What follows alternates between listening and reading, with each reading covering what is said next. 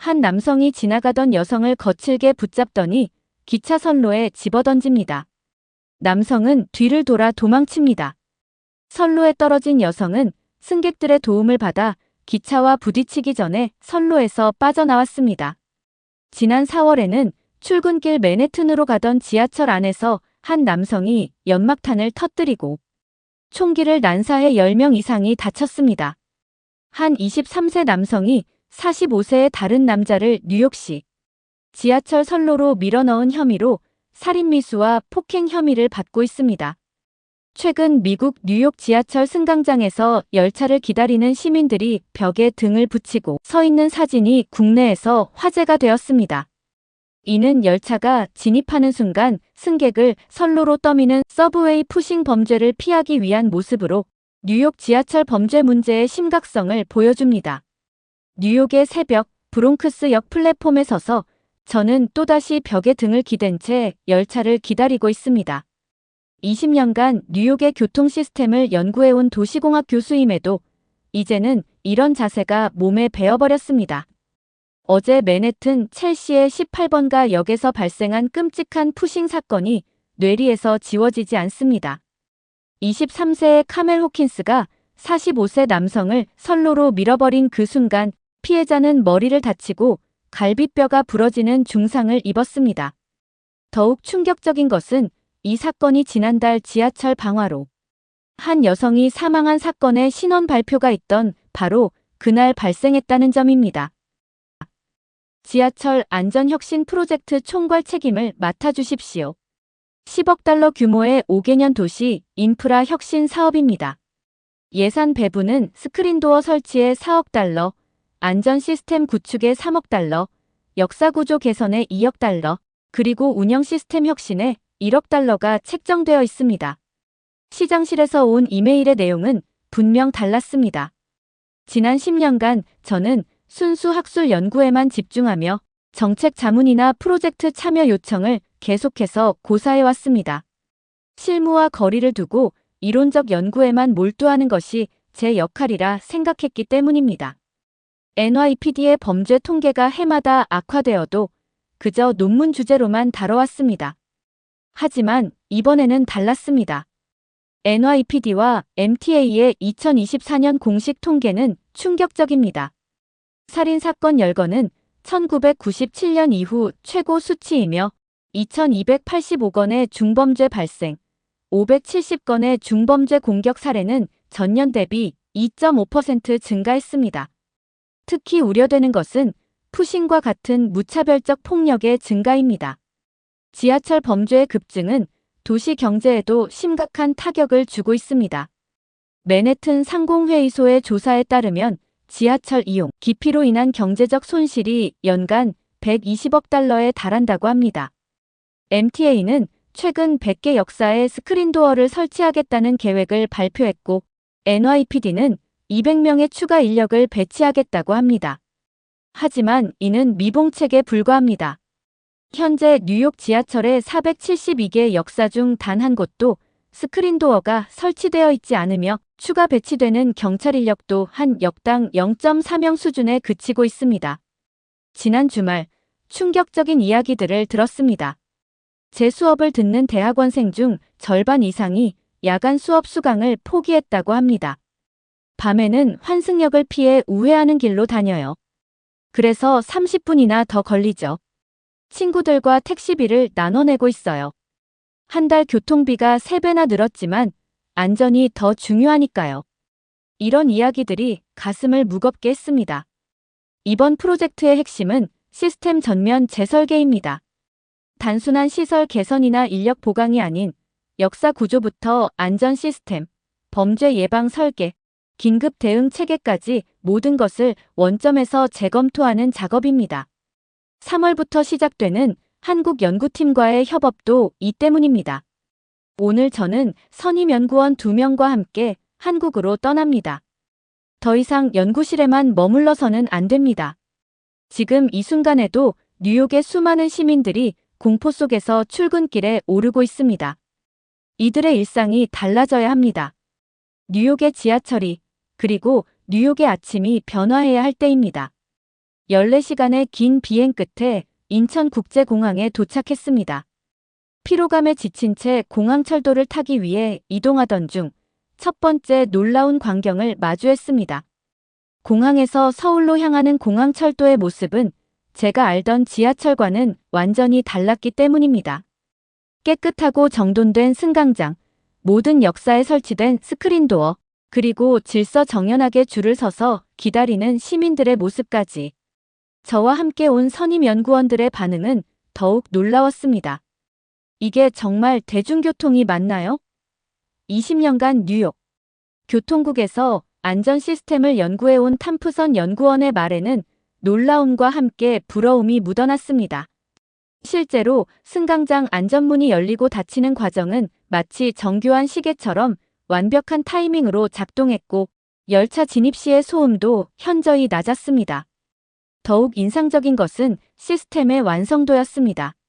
모든 안내 표지판이 한국어와 영어는 물론 중국어, 일본어로 표기되어 있었고 키오스크에서는 9개 언어를 지원했습니다. 특히 교통약자를 위한 시설의 완벽한 구비는 우리의 예상을 뛰어넘었습니다. 역사한 엘리베이터, 점자블록, 저상 매표소 등 모든 시설이 유기적으로 연결되어 있었습니다. 제가 연구실에서 검토했던 서울교통공사의 통계 자료가 머릿속을 스쳤습니다. 2009년 스크린도어 설치 완료 후 연평균 사망자가 37.1명에서 0.4명으로 급감했다는 수치가 이제야 실감되었습니다. 공항철도에서 서울 지하철로 갈아타는 과정에서도 이러한 안전 시스템은 끊김없이 이어졌습니다. 지하철 내부는 또 다른 차원의 경험이었습니다. 실시간으로 열차 위치를 알려주는 LED 전광판, 차량 내 혼잡도를 색상으로 표시하는 스마트 안내 시스템, 그리고 역사 내 모든 구간을 촘촘히 감시하는 CCTV까지. 특히 인상적이었던 것은 한 노선당 평균 65%의 역사가 환승역이라는 점이었습니다. 이는 뉴욕의 38%의 거의 2배에 달하는 수치입니다. 출퇴근 시간대 강남역의 모습은 우리의 고정관념을 완전히 깨뜨렸습니다. 엄청난 인파에도 불구하고 시민들은 완벽한 질서를 유지했고 승하차 시간도 뉴욕의 절반 수준에 불과했습니다. 역무원들의 친절하고 전문적인 모습도 인상적이었습니다. 모든 역무원이 무전기를 착용하고 실시간으로 소통하며 문제 상황에 즉각적으로 대응하는 모습이었습니다. 여기서는 푸싱 사고를 물리적으로 막을 수 있군요. 라버츠 선임연구원의 말처럼 스크린도어의 존재는 단순한 시설물 이상의 의미를 가지고 있었습니다. 실제로 서울 지하철의 스크린도어는 승객 안전은 물론 열차 정시성 향상과 역사 내 공기질 개선에도 크게 기여하고 있었습니다. 미세먼지 농도가 약 20% 감소했고 소음도 7.9% 줄어들었다는 통계가 이를 증명합니다. 자정이 가까워지자 더욱 놀라운 광경이 펼쳐졌습니다. 뉴욕에서는 상상할 수 없는 늦은 시간까지 학생들과 직장인들이 안전하게 귀가하는 모습이었습니다. 특히 여성 승객들이 불안감 없이 지하철을 이용하는 모습은 충격적이었습니다. 뉴욕에서는 밤 9시만 되어도 지하철 이용을 꺼리는 것과는 너무나 대조적인 광경이었습니다. 지난 20년간 도시 교통을 연구하며 제가 믿어왔던 많은 이론과 가설들이 이곳에서는 완전히 새로운 의미를 가지게 되었습니다. 이제 우리가 해야 할 일은 분명했습니다. 이 모든 것을 철저히 기록하고 분석하고 뉴욕의 현실에 맞게 재해석하는 것. 그것이 바로 뉴욕 시민들의 안전한 일상을 되찾는 첫걸음이 될 것입니다. 안전이 일상이 된 곳. 서울교통공사 본사에서의 첫 만남은 충격적이었습니다. 30년 경력의 김영호 과장은 우리를 맞이하자마자 책상 위에 놓인 30년간의 안전 기록부터 보여주었습니다. 매일매일 빼곡히 기록된 안전 일지와 사고 예방 보고서들은 한 사람의 평생이 고스란히 담긴 기록이었습니다. 우리는 스크린도어를 설치하기 전 3년간 준비했습니다. 김 과장의 말에는 자부심이 묻어났습니다. 서울 지하철의 스크린도어는 단순한 시설물이 아닌 치밀한 계획과 준비의 결과물이었습니다. 특히 인상적이었던 것은 설치 과정에서도 단 한 건의 운행 차질이 없었다는 점입니다. 통합관제센터에 들어서는 순간 우리 모두는 말을 잃었습니다. 벽면 가득한 모니터에는 서울 지하철 전체가 실시간으로 펼쳐져 있었고 AI 시스템이 각 역사의 상황을 분석하고 있었습니다. 이 시스템으로 모든 열차와 승객의 움직임을 실시간으로 파악할 수 있습니다. 갑자기 한 모니터에 빨간 경고등이 깜빡였습니다. 동대문역에서 노인 한 분이 쓰러졌다는 신고였습니다. 관제센터의 대응은 놀라웠습니다. 불과 30초 만에 영무원이 현장에 도착했고 3분 내에 구급대가 출동했습니다. 모든 과정이 마치 정교한 시계처럼 움직였습니다. 이게 가능한 이유는 AI 기반의 통합관제 시스템 덕분입니다. 김 과장의 설명이 이어졌습니다. AI가 CCTV 영상을 실시간으로 분석하여 위험 상황을 감지하고 가장 가까운 영무원에게 즉시 알림이 간다고 합니다. 심지어 위험 상황이 발생하기 전에 이상 행동을 포착하여 예방하는 것도 가능하다고 했습니다. 특히 충격적이었던 것은 디지털 트윈 시스템이었습니다. 모든 역사와 시설물이 3D로 구현되어 있어 어떤 상황이 발생해도 최적의 대응 경로를 즉시 파악할 수 있었습니다. 이 시스템 덕분에 화재 발생 시 대피 시간을 45% 단축할 수 있었습니다. 김 과장은 이어서 스마트 스테이션 관제 시스템을 보여주었습니다. 각 역사의 온도, 습도, 미세먼지 농도까지 실시간으로 제어되고 있었고 승강장 혼잡도에 따라 환기량이 자동으로 조절되는 모습은 마치 미래의 기술을 보는 것 같았습니다. 저는 문득 뉴욕의 낡은 관제실이 떠올랐습니다. 아날로그 시스템과 종이 서류들로 가득했던 그곳과 눈앞에 펼쳐진 미래, 기술의 차이가 너무나 선명했습니다. 하지만 김 과장의 다음 말에서 더 중요한 것을 발견했습니다. 기술은 도구일 뿐입니다. 가장 중요한 건 시민의 안전을 최우선으로 생각하는 마음가짐이에요. 시민의식이 만든 안전한 일상. 아침 러시아워, 환승역인 사당역에서의 관찰은 새로운 충격이었습니다. 2호선과 4호선이 교차하는 이곳은 하루 평균 28만 명이 이용하는 대형 환승역임에도 복잡한 환승 구조 속에서 완벽한 질서가 유지되고 있었습니다. 특히 환승 통로에서 승객들이 자연스럽게 우측 보행을 하고 방향별로 동선이 교차하지 않게 설계된 시스템이 인상적이었습니다. 가장 놀라운 장면을 목격한 것은 혼잡한 출근 시간대였습니다. 한 직장인이 실수로 커피를 쏟았는데 순간 주변의 반응이 인상적이었습니다. 비난하는 대신 티슈를 건네는 사람, 영무원에게 신속히 연락하는 사람, 다른 승객들의 발걸음을 안내하는 사람까지 마치 정해진 매뉴얼이 있는 것처럼 자연스럽게 상황이 수습되었습니다. 이런 성숙한 시민의식은 곳곳에서 발견할 수 있었습니다.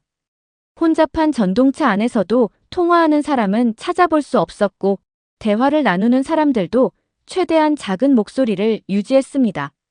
특히 노약자석 근처에서는 더욱 조용한 분위기가 유지되었습니다. 에스컬레이터에서의 질서는 더욱 놀라웠습니다. 바쁜 출근길임에도 걸어서 올라가고자 하는 사람들을 위해 오른쪽을 비워두는 문화는 완벽하게 지켜지고 있었습니다. 뉴욕에서는 상상도 할 수 없는 광경입니다. 탐프선 연구원의 말처럼 이는 런던이나 뉴욕에서도 보기 힘든 수준의 질서였습니다. 노약자석은 피해서 앉으며 시끄럽게 떠들지 않는 모습에서 이러한 문화가 어떻게 세대를 이어 정착되었는지 이해할 수 있었습니다. 역사 내 모든 시설물은 마치 새 것처럼 관리되고 있었습니다. 벽면의 긴급 안전벨, 소화기, 비상구 표시 등 모든 안전시설이 완벽하게 작동했고 화장실과 수유실 같은 편의시설도 깨끗하게 유지되고 있었습니다.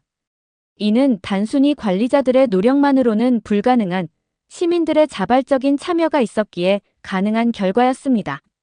이러한 관찰을 통해 한 가지 분명한 사실을 깨달았습니다.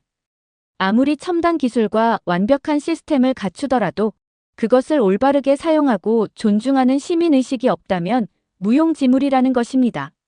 서울 지하철의 진정한 힘은 기술과 시민의식의 완벽한 조화에 있었습니다. 역사 내에서 만난 지하철 안전도우미들의 활동도 인상적이었습니다. 은퇴한 어르신들이 자원봉사로 참여하는 이 제도는 시민들의 자발적 참여로 운영되고 있었습니다. 노란 조끼를 입은 이들은 길 안내부터 응급상황 대처까지 지하철을 이용하는 시민들의 든든한 보호자 역할을 하고 있었습니다. 분실물 센터에서 목격한 광경은 더욱 놀라웠습니다. 하루 평균 3천여 건의 분실물이 접수되는데 이 중 90% 이상이 주인에게 돌아간다고 합니다. 누군가 지갑을 떨어뜨리면 주변 승객들이 즉시 영무원에게 전달하고 휴대폰이나 노트북 같은 고가의 물품도 대부분 주인을 찾아갑니다. 장애인과 교통약자를 위한 배려도 인상적이었습니다. 매월 진행되는 비상대피 훈련에 대한 시민들의 참여도도 높았습니다. 화재나 지진 같은 재난 상황을 가정한 훈련에서 시민들은 진지한 태도로 임했고, 이는 실제 상황에서의 빠른 대처를 가능하게 만들었습니다. 이런 훈련이 있다는 것 자체가 놀랍습니다. 라버츠 연구원의 말처럼 이는 안전을 최우선으로 하는 문화가 정착되었음을 보여주는 증거였습니다. 특히 눈에 띈 것은 지하철 예절 교육이었습니다. 초등학교부터 시작되는 이 교육은 단순한 규칙 전달이 아닌 왜 그러한 예절이 필요한지 이해하게 만드는 체험 중심의 프로그램이었습니다. 실제로 한 초등학교 단체가 역사를 견학하며 배우는 모습을 보았는데 아이들의 눈빛에서 진지함이 느껴졌습니다. 서울 지하철에서는 매일 약 700만 명의 시민들이 이동합니다. 이는 서울 인구의 70%에 해당하는 규모입니다. 이토록 많은 인파가 이용하는 공간이 안전하고 질서 있게 유지될 수 있는 것은 바로 이러한 시민의식이 있었기 때문입니다. 첨단 기술과 시스템도 중요하지만 그것을 올바르게 사용하고 존중하는 시민들의 의식이 있었기에 가능한 결과였습니다. 기술, 그 이상의 가치. 서울 지하철의 스크린도어 도입은 단순한 시설물 설치가 아닌 철저한 계획과 준비의 결과물이었습니다. 2005년 시범사업으로 시작된 이 프로젝트는 2009년까지 약 5년에 걸쳐 모든 역사에 완료되었습니다. 처음에는 많은 우려가 있었다고 합니다. 거대한 예산 투입에 대한 반대, 공사 기간 동안의 지하철 운행 차질 우려, 그리고 실제 효과에 대한 의문까지. 하지만 결과는 놀라웠습니다. 스크린도어 설치 전인 2001년부터 2009년까지 연평균 37.1명이었던 사망자 수가 설치 완료 후에는 연평균 0.4명으로 급감했습니다. 특히 2012년 이후에는 단 한 건의 사망 사고도 발생하지 않았다는 사실이 이 시설의 가치를 증명합니다. 더욱 주목할 만한 것은 예상치 못했던 부가적인 효과들이었습니다. 승강장 내 미세먼지 농도가 약 20% 감소했고 소음은 78.3dB에서 72.1dB로 7.9% 줄어들었습니다. 특히 경제적 효과가 상당했는데 스크린도어 설치로 인한 냉방 효율 개선으로 하루 약 1억 8,100만 원, 여름철 68월 약 167억 원의 전력비가 절감되었습니다. 시설 관리 측면에서도 혁신적인 시스템이 도입되었습니다. 모든 스크린도어는 실시간 모니터링 시스템과 연결되어 있어 고장이나 이상 발생 시 즉각적인 대응이 가능합니다. 특히 눈에 띄는 것은 예방 정비 시스템입니다. AI 기술을 활용해 각 스크린도어의 작동 상태를 분석하고 문제가 발생하기 전에 미리 정비를 진행하는 것입니다. 비상상황 대비 시스템도 완벽합니다. 화재 발생 시 스크린도어는 자동으로 개방되도록 설계되어 있으며 정전 시에도 비상전원으로 작동됩니다. 또한 장애인과 노약자를 위한 별도의 안전 시스템도 갖추고 있어 휠체어 이용자나 시각장애인도 안전하게 이용할 수 있습니다. 이러한 기술적 성과는 세계적으로도 인정받고 있습니다. 현재 서울교통공사는 자사의 스크린도어 설치 및 운영 노하우를 여러 국가에 수출하고 있으며 많은 해외 도시들이